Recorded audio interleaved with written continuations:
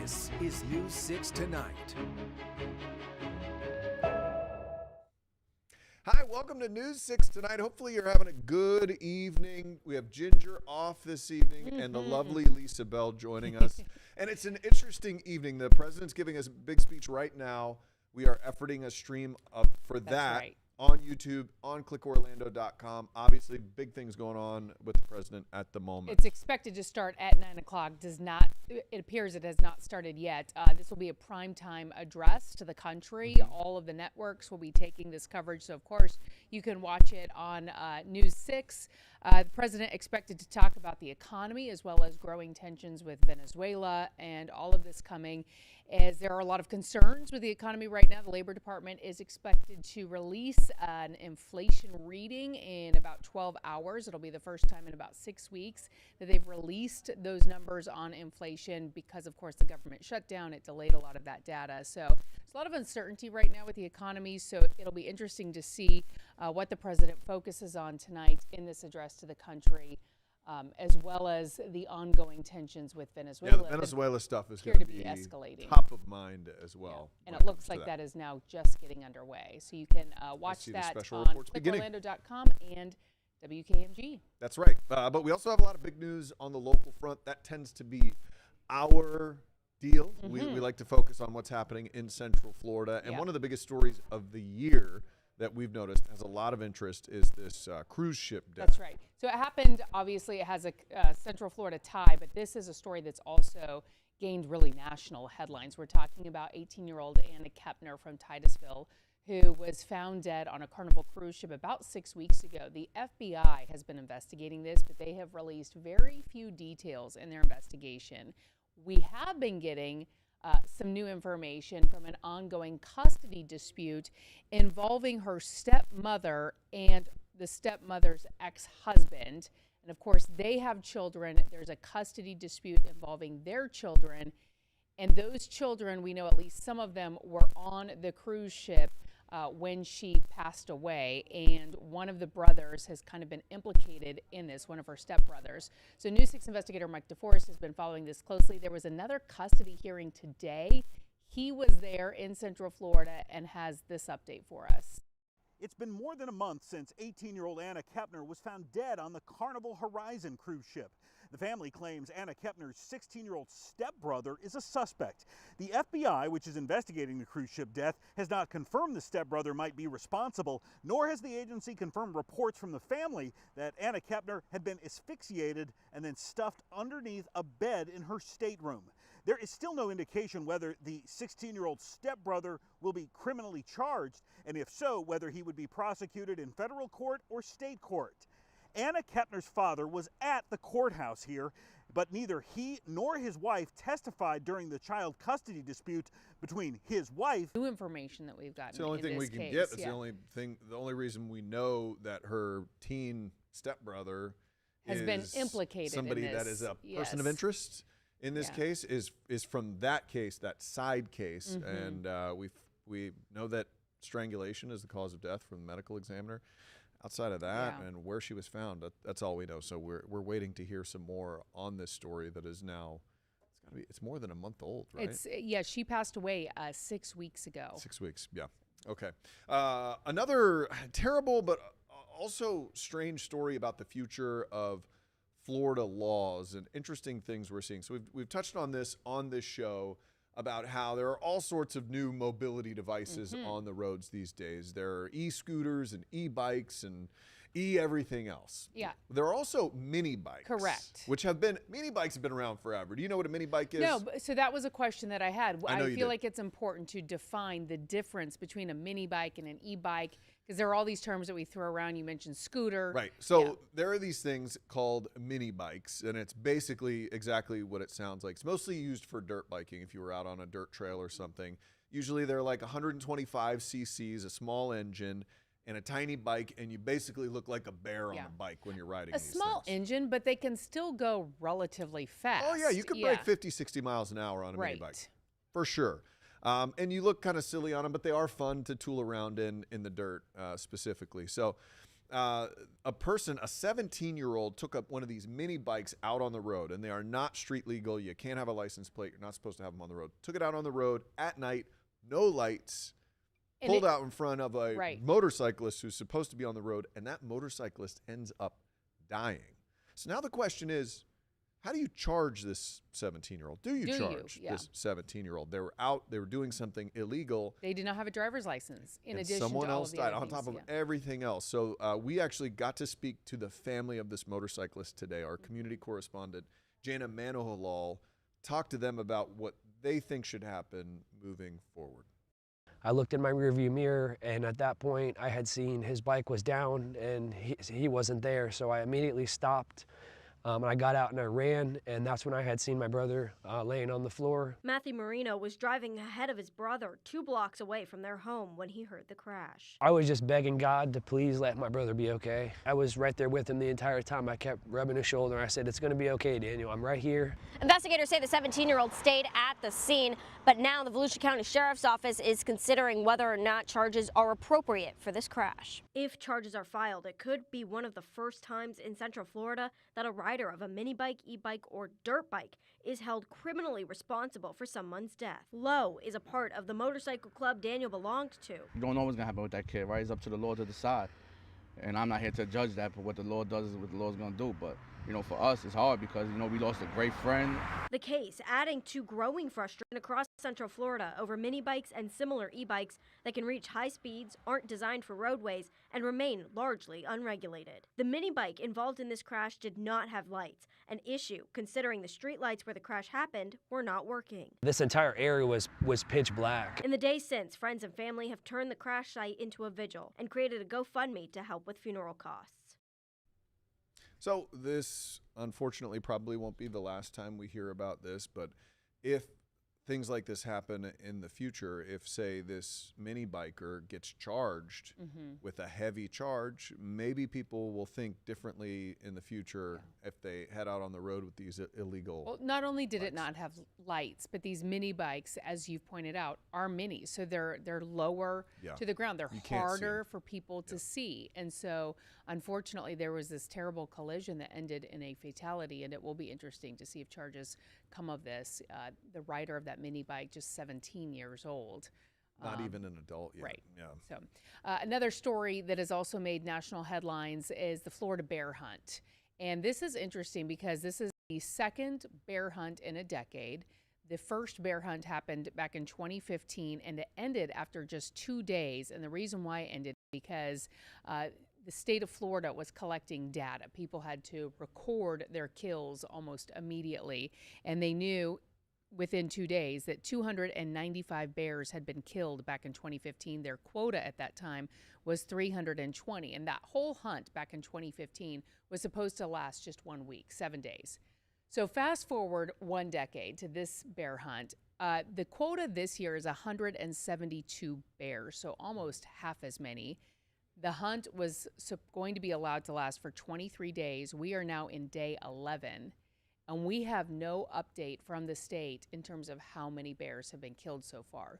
So as you can imagine, there are a lot of conservationists. This was a very controversial thing to begin with. A lot of conservationists are very concerned that we've already exceeded the 172 quota, bear kill quota. And without updated numbers from the state, we really don't know how many have been killed. So our Emily McLeod has been following this closely. She has been demanding answers from the state, filing public records request in the Sunshine State to try and get this information. Here's her latest report. Chuck O'Neill is the president of Speak Up for Wildlife. He says this bear hunt compared to 2015's is a completely different experience because this time around, he says they've been shut out. We get no data, none whatsoever. We have no idea how many bears have been killed.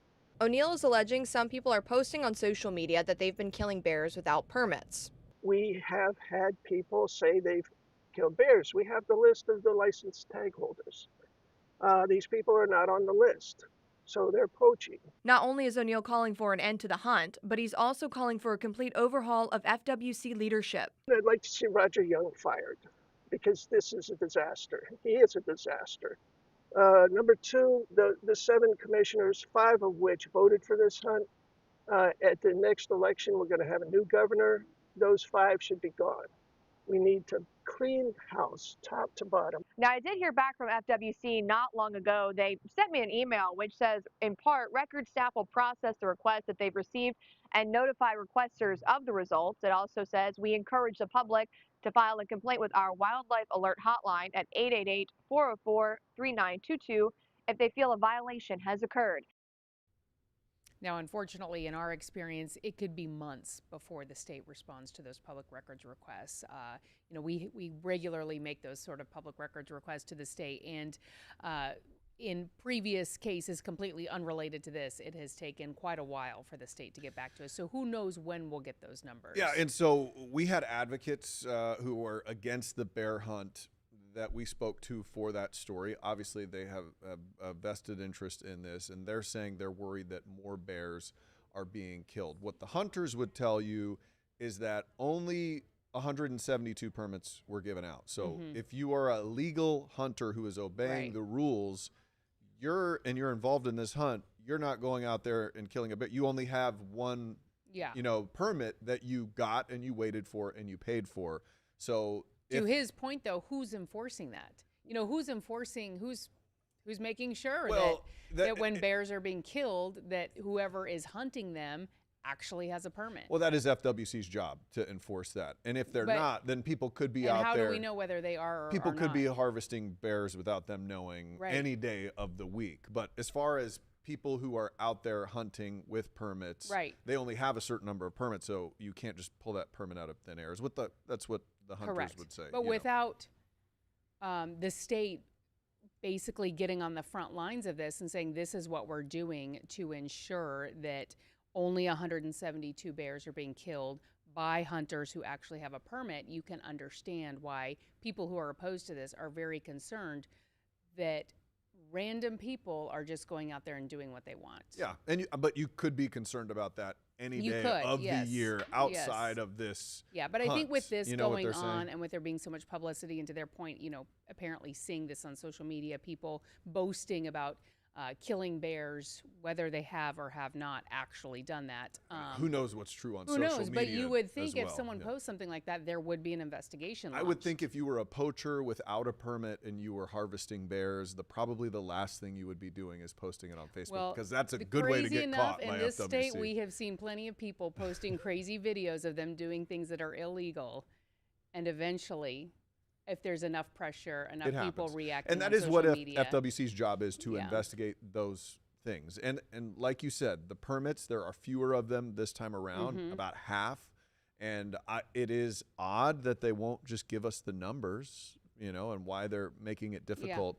But I don't think that we can just jump to assumptions and say that all these bears are being killed. The best way to, alleviate those concerns is through transparency. and to say, look, this is what we're doing to manage this process, to make sure that all of the I's are dotted, the T's are crossed, that people are following the law. This is what we're doing to enforce the law. This is our job, to your point, and we take it seriously, and these are the steps we're taking. But to simply not respond to the media, which is basically what's been happening when we've inquired in terms of how are you making sure that this is being done according to how you said it would be done, and to get no response, that raises a lot of questions. I am sure the numbers are easy and readily available for FWC, because the way it works is people harvest a bear, then they release take their them to the permit, public. and then Release them. I'm not arguing that. I mean, release them I am not if saying they're that. readily available. Absolutely, it would be great Yeah. if they released the numbers. It's the Sunshine State with sunshine Right. laws. I'm just saying, jumping to the assumption that all these extra bears are getting killed is not fair. Well, we don't know if you that don't that's want happening. people to jump to those assumptions, release the numbers. Well, hey, we've got a lot more coming for you coming up after the break. We're going to check in. I spent my day, the reason I'm dressed in a Oh, lucky polo, you, yes. at Lake Mary High School, who, I mean, they're taking the world by storm. They're an internet Yes. sensation Every now. sport, it seems. Lake Mary, Yeah. special title town. Mhm. They won the state championship. I got to spend some time with them today. We'll talk about that after the break.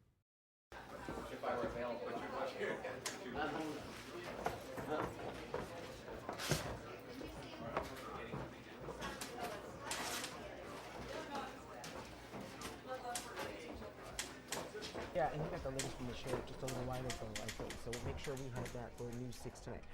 Hey, thanks for stopping by. We know you're busy, but news doesn't stop, and neither do we. That's right. And this is News 6 Tonight, where we leverage this entire busy newsroom with our community correspondents, our producers, our content desk, and then we filter through that. We have a casual conversation about the news that impacts Central Florida. Yeah, we live here in the community, and we rely on you for our neighborhood network because you're our eyes and ears as well, and we can't do it without you. So you can watch us all over the place, YouTube, News 6 Plus app, and clickorlando.com. While you're here, feel free to engage. Let us know who you are and where you're from.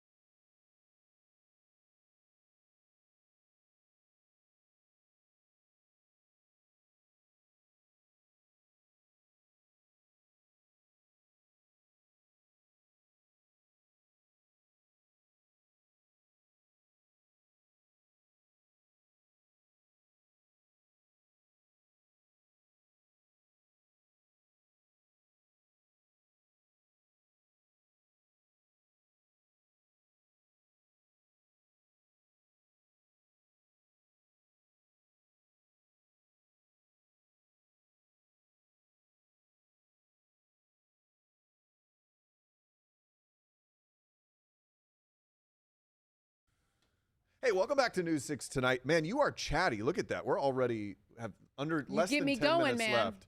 Get you What talking. are we gonna debate Man, you are next? saucy. Do you have anything against Lake Mary High School? Yes. How can they need to spread that talent, spread the wealth a little bit? A lot of talent in because Lake it's Mary. incredible. So if you've been living under a rock, as they say, they won the state championship of football for 7A. And they did it Yeah. in the most ridiculous way possible. Correct. It was a 50-yard Hail Mary. The kid, the ball In the rain. bobbles around. It's raining. The kid catches it, and then he's getting tackled before he can get to the end zone. And his teammate comes and grabs the ball And and runs goes it into in. the end zone. And then they kick the extra point 3 times. Right.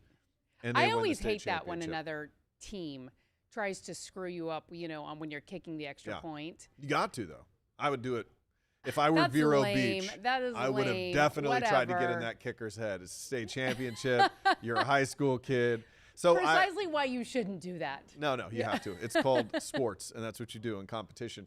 So Lake Mary's been a high school for 44 years. I talked to their principal out there today. I got to field anchor, and it was very interesting. Their principal, her dad is the first ever principal at Lake Mary High School, and now she's the principal, and she goes, I've been waiting for this for 44 years, and they're so excited. They got out. I was talking to the tech guys. You could see behind me. They got out this huge stage. They call it the Shack stage. And this is like if Shaquille O'Neal's in town, he goes on this stage. When UCF won their national championship, depending on where you fall in that, they had this stage set up. So they got this out for the kids, Lake Mary High School, and they were celebrating them today. And a very cool story took place. Our own Mark Lehman, our community correspondent, got to talk to these kids as they were emptying out their lockers for the final time. Take a look. It's a final return to the locker room for the Florida High School 7A football champs, a feat only possible after one of the wildest plays in recent memory, a Hail Mary from Lake Mary Saturday night in Miami. What's going through your mind as that play is unfolding? Yeah, I was just telling myself, just give them a chance. Quarterback Noah Grubbs calls the play a true team effort and reflection of the Rams' determination. They came through in clutch, and then they made it. Being at the right place at the right time, the ball was deflected into my hands, and then obviously I tried to score right from there because I know this is the last play. Wide receiver Barrett Schultz making the reception but knew he needed help. In comes teammate Tavarius Brunridge Jr. I knew if I get to like the side kind of on the behind, he can give me a lateral pass. So then I took the lateral, and then I seen one man, and I was like, one man can't stop me, man. We finna get in this touchdown. Along with the extra point in poor conditions, the plays made history for the first-time state champs. Every player now soaking in all the tremendous support from the community. Through thick and thin, you guys stuck it out with us, and that's what we appreciate all the time. So much love and support from the community, the fans, like everyone. It's unbelievable. We got us a state championship. That's so awesome. they have some real dudes. Their quarterback is committed to Notre Dame. His name's Cool. Noah Grubbs.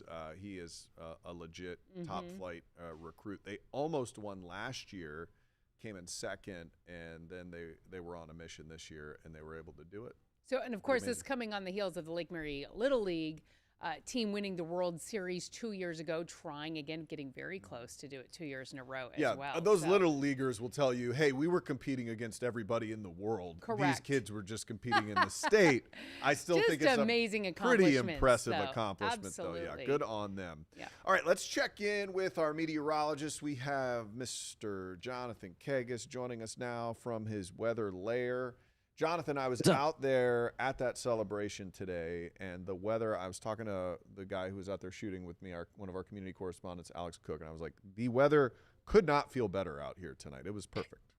No, and I mean, if you like that stuff, copy and paste, I think, all the way through Christmas. I mean, maybe even a few degrees warmer. Well, it will be a few degrees warmer. So we are completely flipping the script here going forward over the next couple of days. That's one of the things we're going to talk about coming up at 9:30. It's also Wednesday, so it's Weather Headline Wednesday. So we're going to talk about a really big storm system out in the west, but we're also going to dissect this map here. We've been talking about a warm Christmas for a lot of the country, relative to normal anyway, and it looks like it's going to be that way. We're going to break this map down further, guys, coming up at 9:30.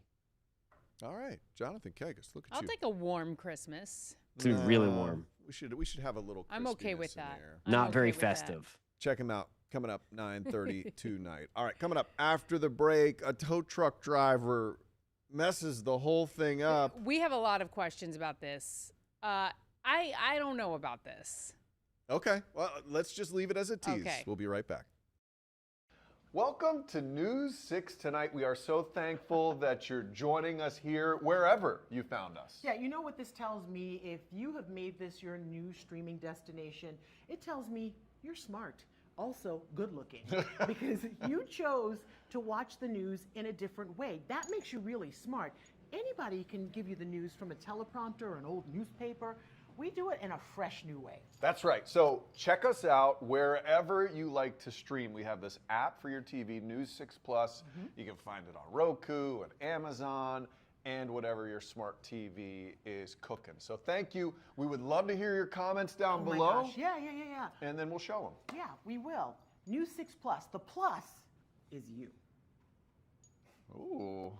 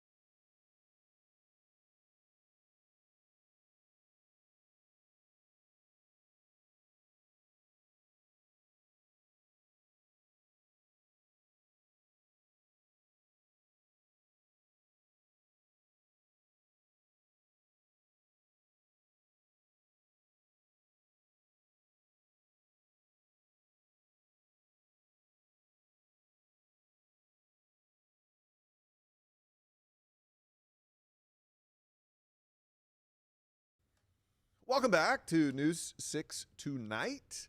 Glad to have you with us again. I think President Trump just wrapped up his speech, so we'll be analyzing that coming up. We'll give you a chunk of that at the 10 o'clock, which will air right here wherever you're watching this. But we had this story that came in about a tow truck driver. Now, if you are a tow truck driver, there's one really big job that you have. You need to make sure when you pick up that car, it's empty. Okay, that's where I want to stop you. How are you stopping me already? Because the story that I read earlier was that a father left his car for, quote, 2 minutes to run inside to a restaurant. Well, he also left his 4-year-old daughter in the back seat. So if you're a father, you don't leave your 4-year-old daughter in the back seat. That's your number one job. If you think I'm going to defend a father leaving their kid in the car, you have That's me my pegged issue all wrong. with this. But your tow truck driver needs to take a gander in the back seat. I agree with you. But don't tell me that you were inside a restaurant for 2 minutes, and during that 2 minutes, someone came and towed your car. You don't leave your kid for 2 seconds. Yeah. I am a staunch believer. A 4-year-old. Yeah, 14-year-old. Okay, you're fine. Yeah. All right, so I think we have a piece of a CBS story that we're going to air for you about this. Take a look. What's shocking is what you can't see. A 4-year-old girl is allegedly still inside. You see a man, the owner of the car, according to the arrest report from Sunrise Police, frantically run up and yell at the driver to stop because his daughter is inside. He told police that he went into the Bistro Creole restaurant for just 2 minutes when the tow truck began to take his car, so he ran out. The man chased after the tow truck. He told police he saw his daughter fall out of the car into the road. The driver of the tow truck, 34-year-old Sergio Suarez, was arrested for child neglect without great bodily harm. Suarez appeared in bond court Monday, his lawyer defending him, claiming he and his colleague checked the car 3 times and he was, quote, at a loss with where the neglect charge came from. It doesn't make sense to me if a 4-year-old had to jump out of the vehicle and had injuries that anybody checked the vehicle because they would have been able to see a 4-year-old. The girl. Okay, that doesn't make sense at all, No, that what they did he checked it 3 times. Did he pull up right behind the tow truck? I mean, how could you be in a restaurant for 2 minutes and a tow truck come and pull your car that fast? I don't know. That's my thing. It's a weird. The tow truck driver should have stopped when the father came running out. And but that's in not that what video, tow truck drivers do. People they just- always come running out to them because they want their car back. So that's what he thought was happening. Hey, this has been News 6 Tonight. Hey, we're going to be arguing tomorrow. continue to debate More this, tomorrow yeah. night coming up. Have a